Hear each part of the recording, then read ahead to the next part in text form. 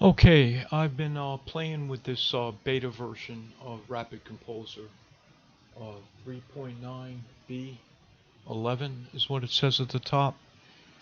And the major feature, major addition to this new version of RapidComposer is this melody editor, which to my mind is absolutely astonishing.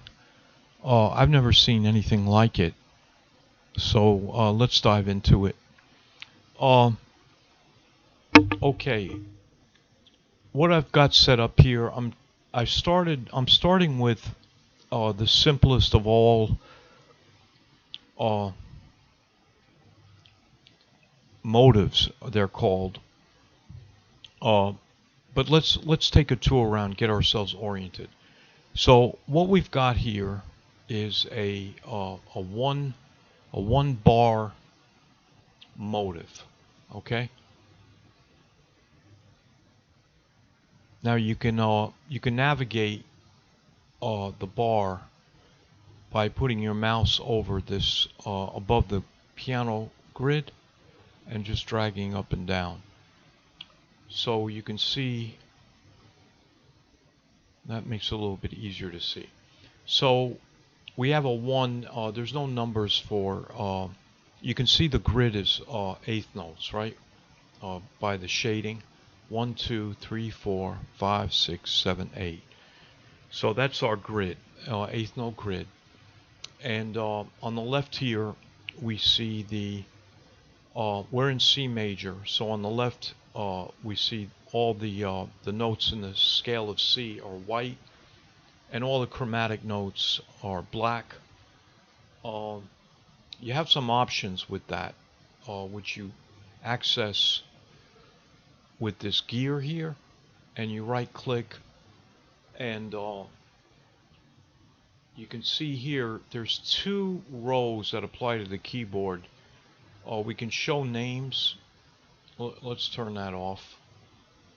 So okay, the names of the notes are not there except the C. We still have the C's, but the rest of the notes aren't indicated. So we can turn that on and off. I'll turn them back on. And you see these scale degrees, we can turn those off. So we can just have the notes without the scale degrees, but I kind of like the scale degrees. You'll see why. Now, inside the note, we have an option for the notes. We can have nothing. So here you can see this this C, this whole note C4 is it doesn't have anything inside of it. We can have the scale degree in it, and I think that's very handy. You'll see why again. So in the scale of C major, a C is scale degree 1, D is scale degree 2, E is scale degree 3, and so on.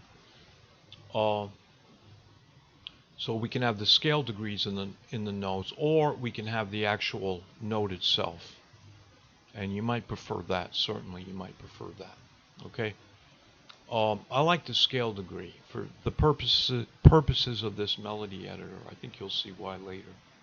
But let's leave it at that. Okay. And then we can control the grid up here. We could just have quarter notes, and you can see that there's no eighth note, just the quarter notes. And we can, I'm going to go back to eighths, and we can, I'm sorry, I clicked on snapping eighths, so the grid, let's make a grid of eighth notes and snapping at eighth notes, okay?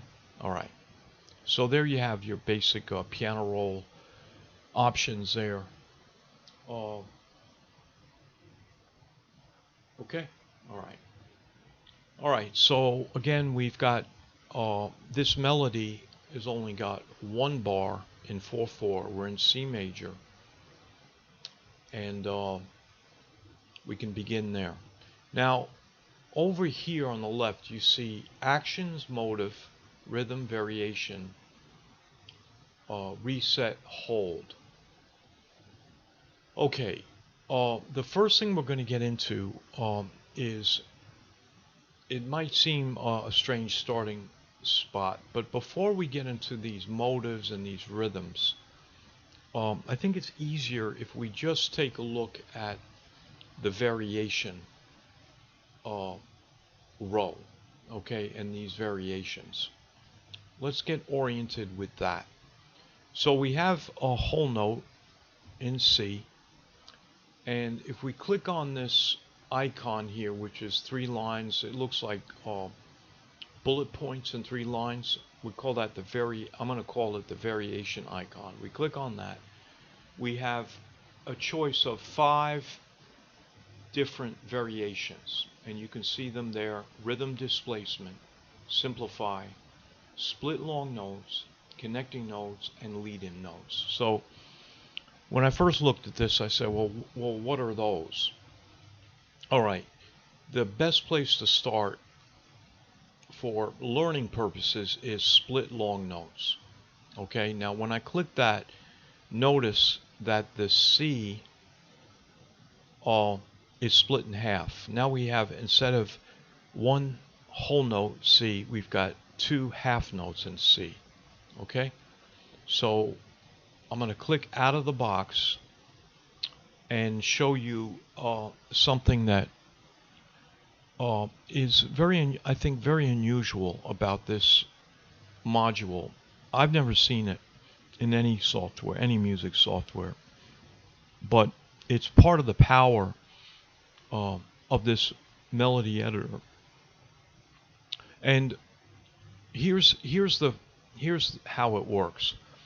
If my mouse is outside the grid, you'll notice we see the 2 half notes. Now I'm going to move the mouse into the grid and watch what happens.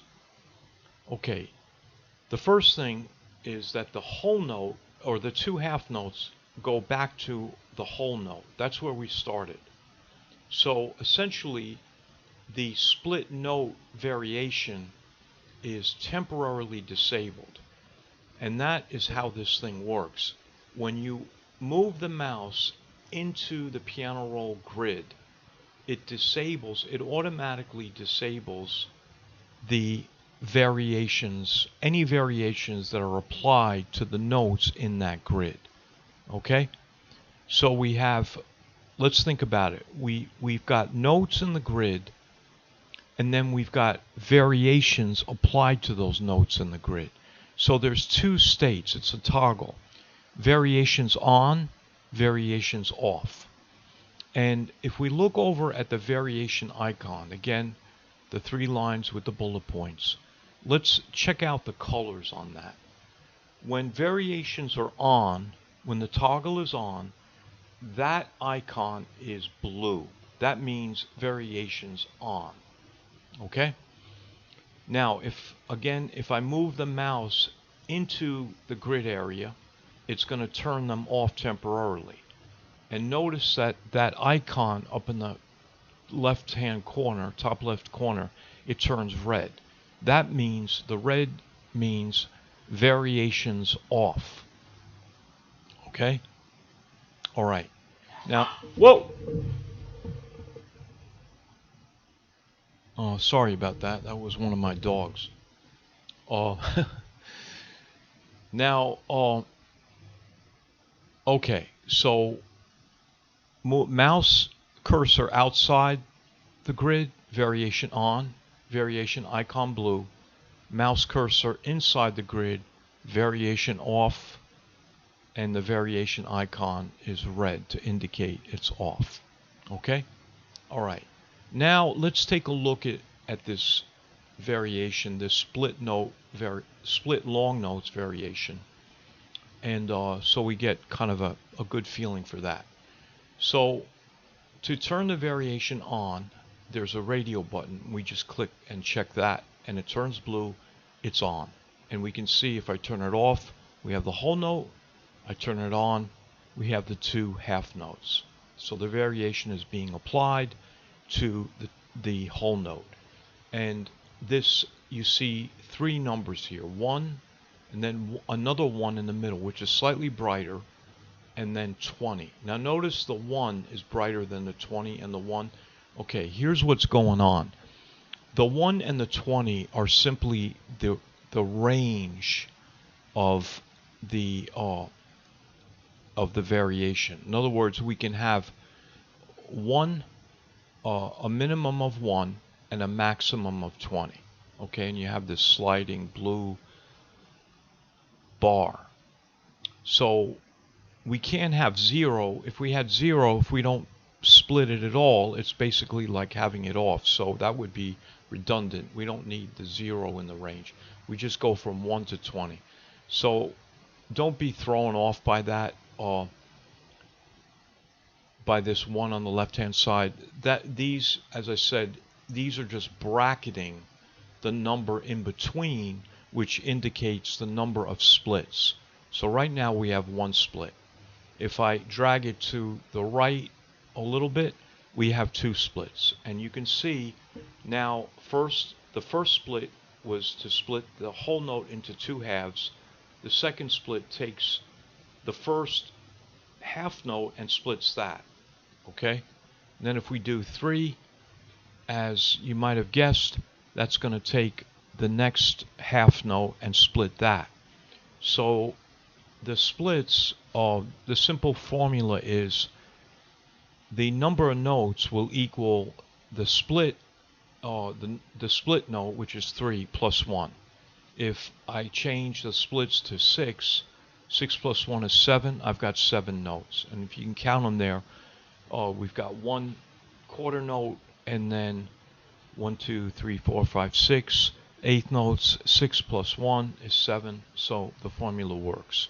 Okay, so that's really all there is to it, to the split long notes variation, except you'll notice that what happens at some point, once, let's see, okay, at 8, wait a minute, at 7, we're down to all eighth notes. So once we have eighth notes, the next note that's going to be split is going to be split into 2/16ths, right? Now let's see which note it will choose to split. Okay, if we go to 8, it chooses the second to last note. Now I don't know why it chooses that one, and I'm not positive that it always chooses the second to last one, but that's what's happening. Maybe it sees, actually, I think I see the logic of it. If we think of the last note as being in bar 4, okay, then we're going to split the first eighth note in bar 4. If we split that, there we go. Now if we go to 9, I'm expecting the last eighth note in bar 4 to be split. Let's see if I'm right. No, I'm not right. Not at all. Not even close. Okay, so the next split point is where? It's on the second beat. Okay, so I'm not at all sure what the logic of that is, but it doesn't really matter. It's just something to be aware of. So if we split it to 10, it's splitting the eighth note in the third beat, and then 11. Anyway, you can see what's happening. You can see what notes are being split. Okay, so there we go. So I'm going to leave it at 3, so we get 4 quarter notes. Okay, all right. Now the next and last thing I'm going to explain, there's so much to explain in this melody editor, but I'm just going to take it bit by bit. I think that's the way to approach it. So if you watch this video, you can kind of digest small pieces at a time, because there's so much here to wrap your head around that. I just don't want to fill this up with too much. I hope that's a good approach. So the last thing we're going to look at is we've got the 4 quarter notes. Now let's just say we want this melody to be E, the first beat to be E, and then the next 3 beats to be C. So in other words, we just want to take the first quarter note, which is C, and move it up to E. Okay? Before we do that, let's just play let's play our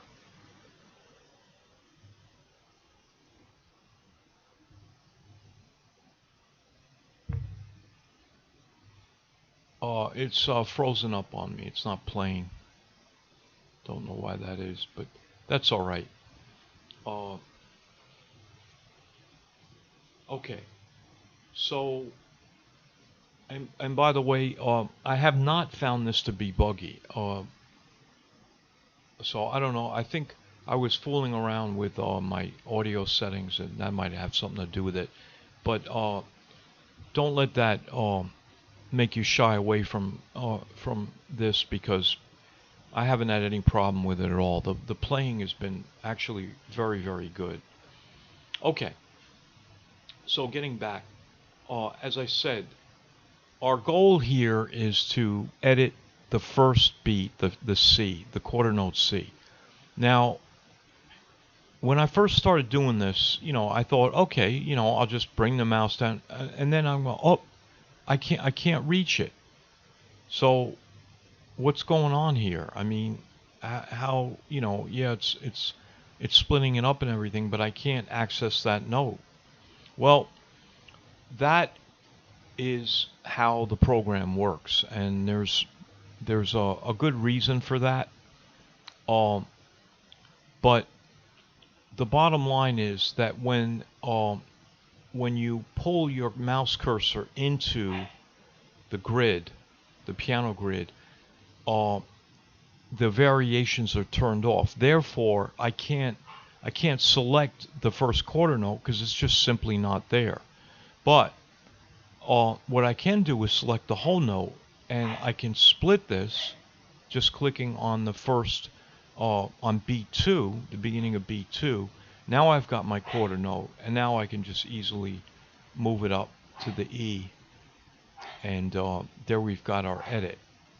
Now, when I take the mouse cursor off the out of the grid, again, the variation goes back into effect. It's back on. As you can see, the variation icon is blue, but now the splits are applied to the quarter notes there. Now let's look. How many splits have we got? 3. So the 3 quarter notes, I'm sorry, now the split is applied to the longest note that we've got, which is now a beat, 3 beats long. In other words, it's a dotted half. So it's going to split the dotted half. Since we have 3 splits, it's going to split it in 3, and that's exactly what it does. Okay, so let's stop there. What the big takeaway in this first video is to understand this kind of variation on, variation off, and how that limits, in some ways, limits the way you're going to edit these things. So in other words, you're not going to edit the notes in the piano grid with the variations on. You're going to edit the notes in the piano grid with the variations off. Okay? All right. I'll see you next time.